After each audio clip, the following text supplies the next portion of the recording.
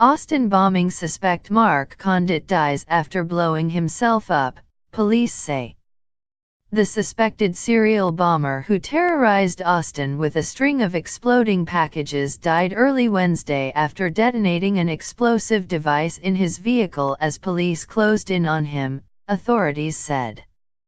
Austin police and the FBI tracked him to a hotel parking lot in Round Rock, Texas, about 18 miles north of the Texas capital, and found his vehicle there, Interim Austin Police Chief Brian Manley said.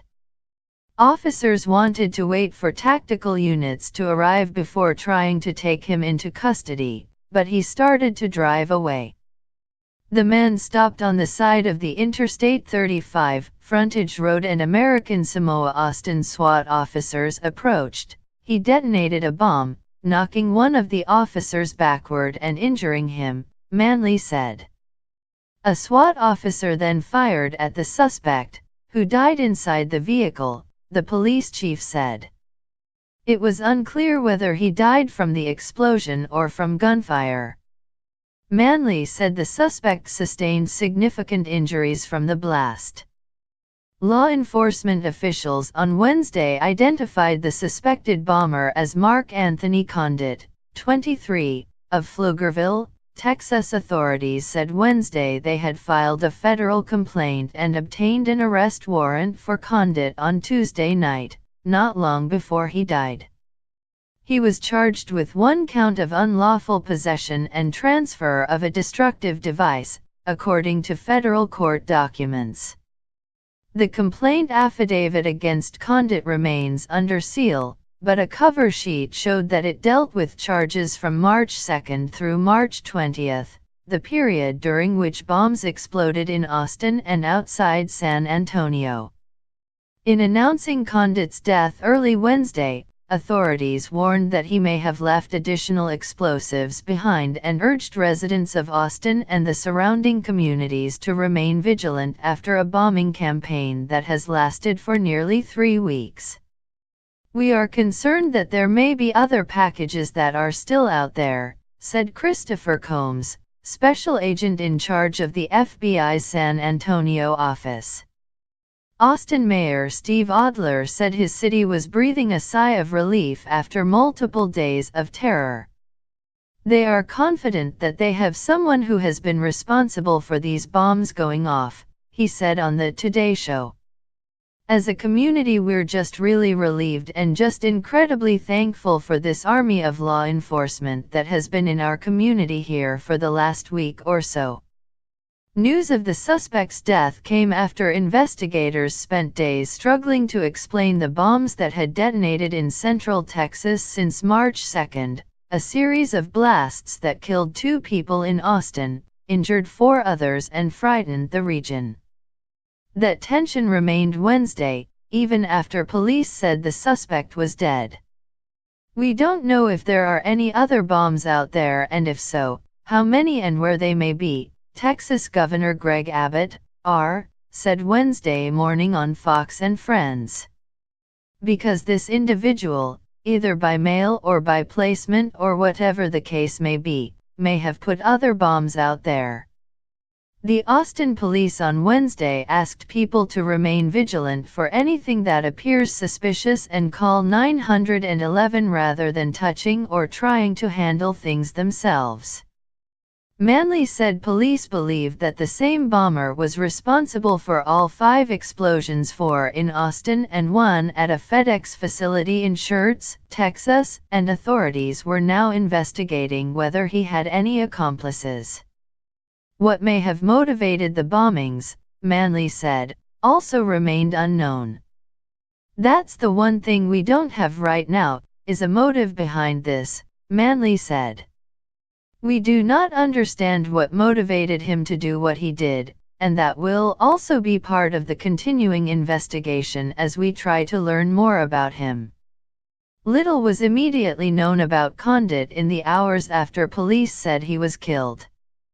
Condit attended Austin Community College between 2010 and 2012, but did not graduate, according to the school. A spokeswoman for the school declined to answer questions about Condit's time there and whether he had any disciplinary issues, saying they were working with the Austin Police Department to offer any information they need. The usually sleepy residential streets in Pflugerville, a small city northeast of Austin, were crowded with police and media vehicles Wednesday morning after news emerged that Condit might have lived there, while officials closed down multiple streets in the area. On Wednesday morning, officers in tactical gear descended on the three-bedroom home owned by the Condits and smashed one of the house's windows. An officer with a megaphone yelled that the FBI was there with a search warrant, said Mark Rosler, 57, a neighbor. A young man came out of the house, and he was placed in handcuffs and then led into an unmarked SUV. His identity was not immediately clear. Austin police said Wednesday afternoon that investigators had detained the bombing suspect's two roommates. One was questioned and then released, while the other was still being questioned in early Wednesday afternoon. Neither person was identified, police said, and they were not placed under arrest. Rosler said the Condits bought their home about 2 years ago and Mark Condit began to remodel it with his father before moving in. Rosler said he did not speak much with Condit, describing him as quiet, but said his father appeared to be a friendly, doting dad.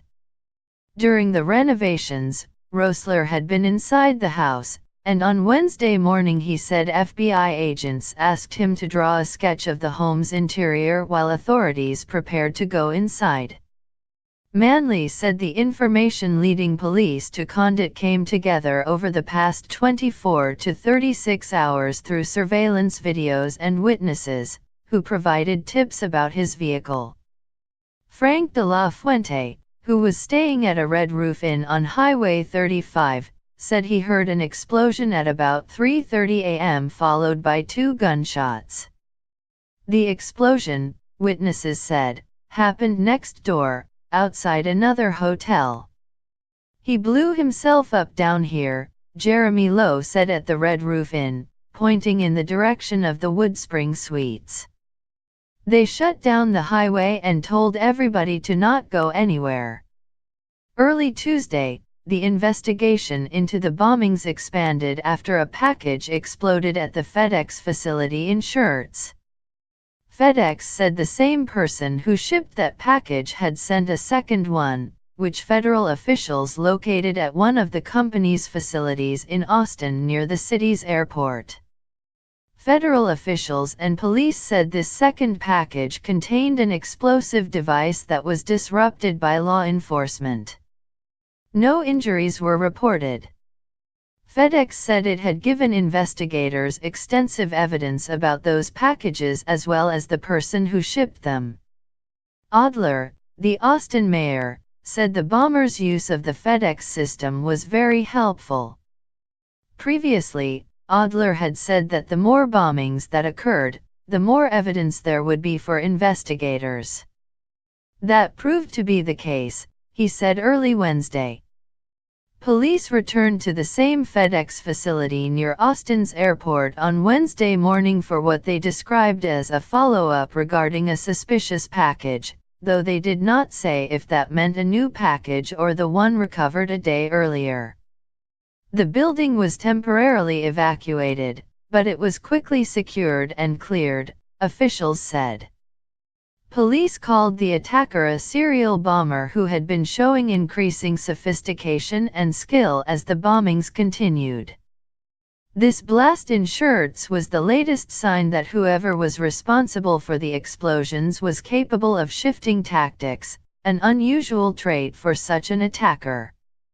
The bomber is not stupid. He's being diversified in his methods and attacks, and may have done this before somewhere. Malcolm Brady, a retired explosives investigator at the Bureau of Alcohol, Tobacco, Firearms, and Explosives, said Tuesday. But each new device and delivery method offered new potential leads, such as business records, video or other evidence. The bombings began with 3 packages placed at people's homes in East Austin, then shifted to a tripwire-enabled device left along a residential street in another part of the city. After that came the pair of packages sent through FedEx, including one that exploded on a conveyor belt as whoever was responsible apparently turned instead to a delivery company. That package that exploded at the FedEx facility was sent from Austin to Austin, officials said. The investigation's focus remained on the Texas Capitol, where the previous 4 explosions had occurred between March 2 and March 18. The first explosion killed Anthony Stephen House, 39, when a bomb detonated at his home on March 2. 10 days later, another explosion killed Draylen Mason, a college-bound 17-year-old known for his passion for music. That blast also injured Mason's mother. These explosions prompted speculation that the victims were targeted because of their family connections. House's stepfather is friends with Mason's grandfather Norman, and both are prominent fixtures at a local black church. Authorities also said they were considering whether the bombings could be motivated by racial hatred. Hours after Mason was killed, another explosion seriously injured Esperanza Herrera, a 75-year-old woman visiting her elderly mother's house. Investigators believed that package was addressed to someone else and detonated while Herrera was carrying it, according to people familiar with the case. On Sunday, 2 men both in their early 20s were injured just hours after police made a plea for the bomber to come forward to speak to authorities. Rather than being left at someone's home, that package was on the side of the road, rigged with a tripwire and anchored to a for sale sign. When it detonated in an affluent part of southwest Austin, the 2 men were taken to the hospital with serious injuries. Police and experts have pointed to the change in tactics as suggesting the proficiency of whoever was responsible. That bomb was very different from the other 3, Manley, the interim police chief, told the city council. The first 3 appeared to be targeting a specific resident address. And whether they were targeting the person at that address or not, we know they were placed on a specific doorstep at a specific home. The device Sunday night, meanwhile, was seemingly intended to detonate at random, ratcheting up the fear in a city already unnerved by the package explosions. Police said Tuesday morning that they had received more than 1,200 calls about suspicious packages since March 12, the day 2 bombs detonated. 1/3 of the calls came in between Monday morning and Tuesday morning. President Trump cheered the fate of the suspect in a tweet early Wednesday, saying, "Austin bombing suspect is dead. Great job by law enforcement and all concerned."